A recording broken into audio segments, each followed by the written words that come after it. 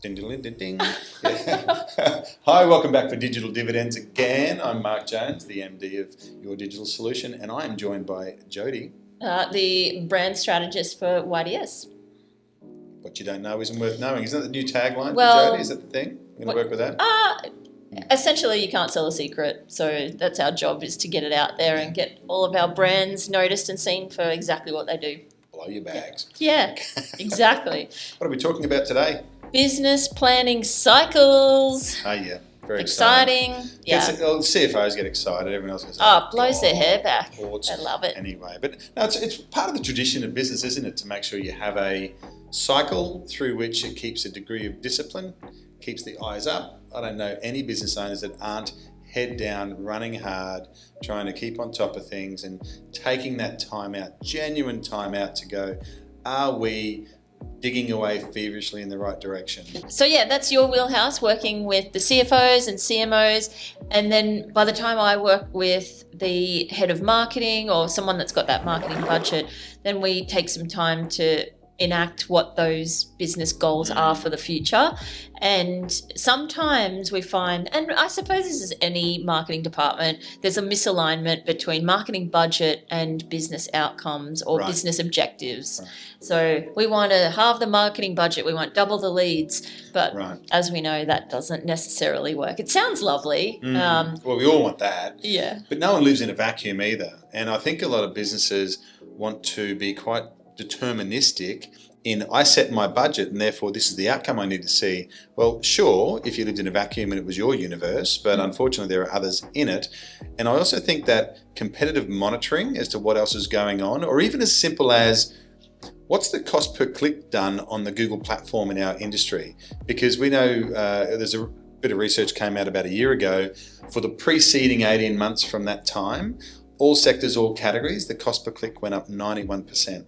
So that means if in your budgeting cycle you weren't allowing for roughly a doubling for the same number of leads, if everything else stayed the same, for the same number of leads, I'd have to double my budget. And if that's untenable or not, just simply not possible, well, then we have to look elsewhere to get the same number of leads in the business, either not on Google, or if that's the only source that works for us, well, how do we optimize for conversions, or how do we make sure our offers are stronger, or make sure we're following up past leads that didn't convert, but find those same leads and bring them out. Revitalize them, yeah. And so from your perspective, when is I feel like the most ideal time for business planning for the next year is generally October, because you're starting to think about next year already. And if you're in a B2B world or industrial, you're already 6 months into the future already. But when typically do they get around to it? Yeah. Well, if you're running a normal reporting period that would be on the financial year, then most businesses would be trying to lock down hard numbers for the next financial year by February, March. They'd be looking at what the growth rates might be. There's a whole bunch of input that comes into that. If you're a larger business or you have supply chains that extend up into Asia or whatever it might be, depending on the scale of business, there's a range of things that have to be pre-work or inputs to determine if they're, you're going to have headwinds or tailwinds. Even lately, like if you're dependent upon certain skills, we're in such a the lowest levels of unemployment we've seen for a long time, but with very high wage expectations. These are putting pressures on businesses to build out teams with the genuine capabilities needed to anticipate and then manage and execute into that growth plan. If we're not able to do that, the best laid plans are going to fail because we don't have the human resource. And of course there's AI and other ways to try and cut that, but most of us using AI, I think, can get the low level activity happening, and that's great, but I think it sort of falls short. Those people that are trying to utilize AI on the fly, they're getting to that entry level and doing okay with it, but they're still copying and pasting and they're not setting up those automations yet, and maybe they haven't had the time to digest it or figure it out. They're just shooting from the hip and moving forward with maybe the extra workload or pressure they've been given. And I suppose that's where I come in, is if that marketing person is struggling and they need more support, but that company isn't able to put on another $100,000 person that maybe isn't actually that qualified. It's time to go and see an agency where they can bring a bunch of specialists in for potentially half the cost of that. I like that, and actually I've seen that. I've even heard that back from clients who have started working with you. And this is going to sound a bit salesy. We try to avoid that. I'll lean in. It's about me, right? Yeah, we have to put a bigger doorway to get your head back. Yeah, exactly. I'll go sideways. but no, it is true that fractional marketing lead that helps look across the board to make sure all of the assets of the business and the marketing function are being put into play effectively, they're coordinated effectively, and also, oftentimes it is that person in the business relieved to have that help, because it's a tall order for what is often a junior person in the industry, and it's a complex business, and AI hasn't actually made it easier. Yeah. It's actually added an extra layer of complexity on top. Oh, yeah, you can just AI that. That takes no time. It's a really unfair expectation to be dropped on junior-ish people. Even 5 years is still kind of junior in this well, I've category. seen well-seasoned generalist marketers completely overwhelmed, but they are so essential because they know the business. They are the best person for us to work with as well. So yeah, I've seen a really high level of burnout come from them because they're across their Shopify or their WordPress, or maybe there's multiple websites in that business, and then they have to try and unpack a lot of the terminology to people who aren't in marketing to validate even what they're doing day to day. So they really get stuck in the weeds, and I suppose that's where I really enjoy working with that person as a bit of a because they're still selling it in too, aren't they? They've got a CFO and an operations director. They're responsible CEO. For the numbers too. So actually, we need to make them look good. Totally. Otherwise, there's no room for both. And it's funny too, because you asked about when is the best time of the year to do planning, and we do the strategy planning at one point of the year. Obviously, there are financial plans that come through, and then quarterly check-ins on that. Operationally, we'd have plans around HR and what have you. But I think there's also seasonality in the go-to-market plan, where we see, these really unnatural events around either manufactured retail moments based on, familiar relationship, Mother's Day, Father's Day, Christmas, Black Friday, Black Friday, right? Cyber Monday, any old excuse. Tack that one on at the end as well. But then let's turn that into a month. Actually, it might have started off as a weekend. Let's make that a month. I know. It used to be a hard couple of days, and I think the first time I heard about Black Friday was watching Americans get elbows out and overrun a mall completely, and it's just snatch and grab, and it was kind of the second lowest pit of humanity I've seen, apart from COVID, when no one could get a damn toilet roll. But you're still hoarding them, aren't you? Oh, there's a couple. I go to Costco now just to make sure. But yes, the seasonality and that promotion cycle, you have to factor all that in. And once you sort of get into mapping out your full year and breaking it into, okay, this month is this promotion or this thing that we're doing, and then you break it into the week, and then you've got 52 weeks to go ahead with. If you're only if your marketing budget only lets you do $100 a week of marketing activity, totally overcooked. You're fried. So there's another little tricky bit coming in that too, which is the AI-led platforms of Meta and Google testing creative so quickly and discarding creative so quickly. And we're certainly seeing that there's a need to produce more creative options to offer up to the AI, gods. Exactly. Mechanista to dispose of as it sees fit. But that's not a bad thing if we can get our production efficient, because we actually do want to eliminate poor performing creative. I know. But this rinse and repeat's getting quite frenetic, isn't it? Yeah, and there's broken systems that they're working with still. They're plumbing and electrics for their website and their socials, and maybe even their Google business profiles are still broken or not optimized. And I don't know how you're meant to optimize those conversions when things aren't foundationally working at an optimal rate as well. So that's really tricky to communicate to someone potentially who's more of a visual thinker, to say, hey, we've identified these keywords aren't doing you any good, or they're not serving you. Here's what we can do to make that happen. But that's still not a visual outcome that they can see the result, apart from we're getting extra leads, we've had more sales. But that's not a standalone thing. We need to make sure your ads are working well, the creative's good. And I think there's a misdirection with the idea that AI can just create that, or, there's so many videos of Sora now out on social media, and that's just adding to the noise. Yes, it can be entertaining sometimes, but we're finding a lot of consumers are getting annoyed with not like getting fooled by that fake content. Oh, I have to break here and just put a little message out to the person who suggested that one of my videos recently was AI. I don't know how to feel about that, but it wasn't.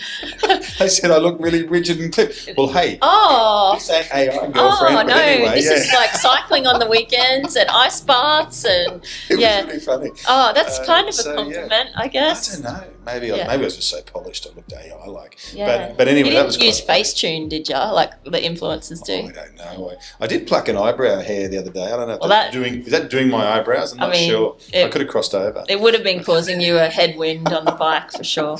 But I want to bring the seasonality back, because there is a real challenge here, because business owners actually like to see their posts, and they will see a lot of their posts and other organic activity going out, but we know that it's a pay-to-play environment. Yep. And if you don't have a substantial budget and you haven't committed to leaning into that until you learn, get that marketing muscle really fit so it's actually working very efficiently, we can see a lot of spend happen without much of a result. And you're sort of getting towards measurement and analytics and knowing where we are, getting those benchmarks down. What I really enjoy bringing to the table for clients is we actually see those benchmarks across a whole host of customers and industries and platforms. Yeah. I love being able to help people feel happy or sad about what they're getting back for their investment. I think it's a really key role that we play, and help people know that they are, appropriately weighted to get the result they're looking for, and not living in a fantasy land either. Yeah, and I think that plays back into your seasonality role of we don't need to advertise hard all year. We can ebb and flow with different platforms. If one platform is not serving, then we dial that back down and we ramp up the other.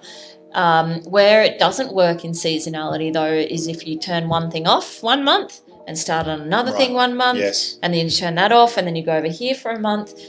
That is a perfect way to waste spend. There's a real cost, isn't there, for down tool, up tool, as well as the algorithms learning. So, in fact, we spoke to a client yesterday who I know is looking to turn on an ad account that hasn't run for about 8 months. And we were at great pains to make sure they were aware that is going to need to kind of start again. It's such a shame, because when we had a look at it, they were just pumping. It was just down to a fine art, and by turning those ads off, and then let's see what happens. Yeah. They're out hundreds of thousands. And so I think I want to sort of start drawing our conversation to a close by talking about how, yes, you can spend a lot of money. Yes, we can help people get a feel for, well, how much should I spend and what should I expect back from it? But sometimes it's not about the ads either. It can be the ad and the message and the creative and the promise you've made and whether that's going to bring the right ideal customer in, etc. But also the website's task in converting that eyeball into an inquiry or even a direct purchase. And I think that one of the often forgotten areas to really spend time on is in conversion optimization, or CRO, conversion rate optimization, and making sure that page, when the user hits it, the page follows on and expands on the promise made in the ad. Yeah, and not making them work too hard for it. Make it easy. Considering the user experience, not just using a templated thing to pop it all through. And I think that's what we really find with those AI websites out there, where someone's going, yep, cool, it's done a thing, it looks okay, and they don't convert. No. They're just so bad. And then you've thought you've beaten the system by creating this thing, and you put it out there and you send ads to it, and it just doesn't work. It's not tethered in properly. It's really heartbreaking. One of the tips I want people to, if anyone listening, is to grab Hotjar and use that tool to watch. You can literally watch what people do when using your website. And the number of times we've seen the most basic thing out of place that we just didn't realize that, oh gosh, on mobile, that button thing moves off to the side and it's not even Can't even click on it. Yeah. Just things like that lead to really big holes in the bucket, leaking people out. And so let's wrap this up with 3 hot tips on how you can optimize conversion from your point of view. Yeah, and then I'll do conversion. mine. Absolutely. Well, if I had to think about 3 things to look at for optimizing conversion, number 1 would be the speed of load of a website. There's tons of studies around that for every second past 3 seconds that you are not able to respond to that person, the likelihood of them moving forward, you're cheating, you're taking notes, the likelihood of them moving forward is falling off by double-digit percentages, so super, super important. The second one I would think about is testing, A/B testing your headlines on your ads to get a response. And I love this quote from Ogilvy, who was one of the godfathers of marketing. He said that if you spend $1 on marketing, you've normally spent 80 cents on your headline. If that headline doesn't drive the audience through, you've wasted everything else that you're doing. Yep. And I think the third one for me would be to actually go through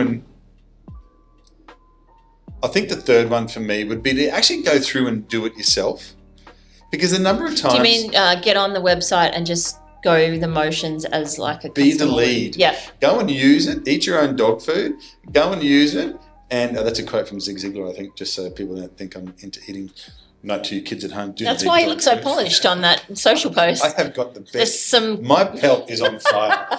But the thing is to go and do it. Like we had a client recently who had a form, they were getting hit with a whole ton of spam, and they put the reCAPTCHA in, and the developer had put it in, but they'd accidentally put it in twice. And so the bloody form wasn't working, so you couldn't actually make an inquiry.